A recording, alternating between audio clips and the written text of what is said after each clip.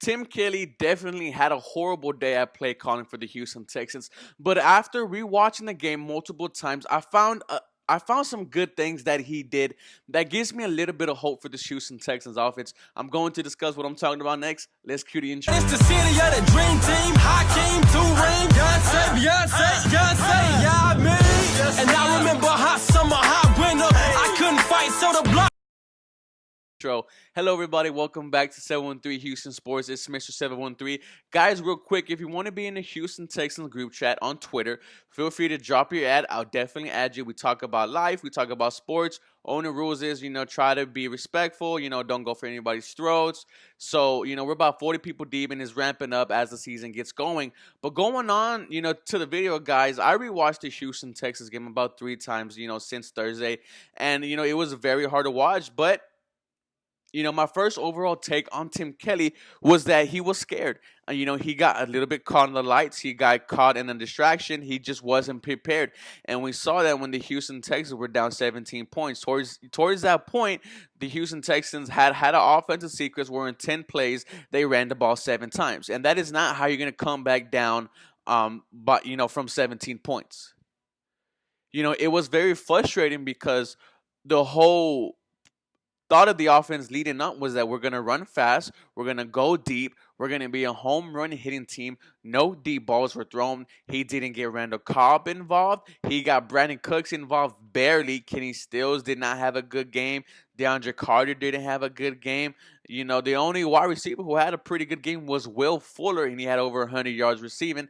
That was the only one who Deshaun really trusted was Will Fuller, and that also has to play in account. We had no training camp. We had no preseason, no OTAs. This team hasn't really gelled yet, and that's why we saw the offensive flustered. That's just facts. If your team doesn't have chemistry, it's not going to work. But that's not the only reason why the Houston Texans were horrible on offense. The one part that got me really excited was a second drive where the Houston Texans scored. I want you to hear the type of plays that were ran, which led to the Houston Texans scoring. The first play was a run by David Johnson.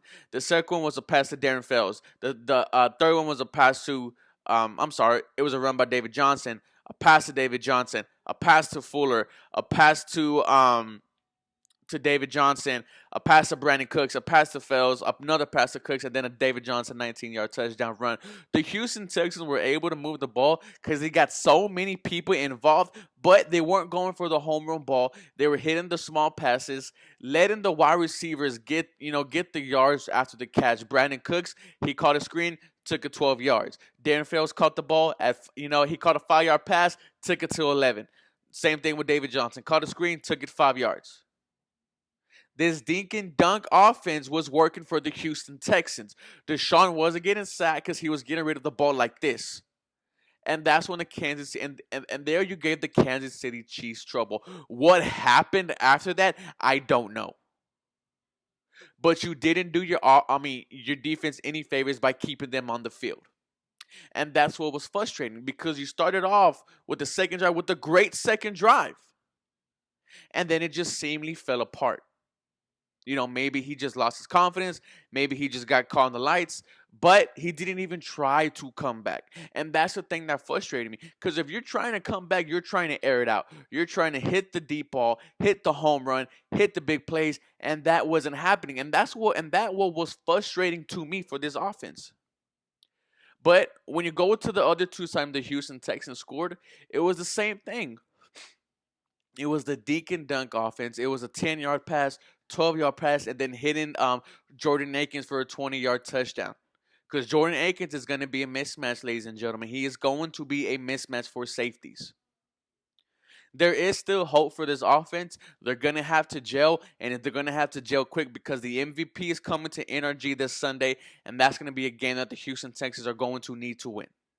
But we're going to discuss about that game in a couple days. Guys, let me know what you think about Tim Kelly so far. Does Bill O'Brien need to take this offense back? Please let me know. As always, go Texans. Y'all have a blessed day.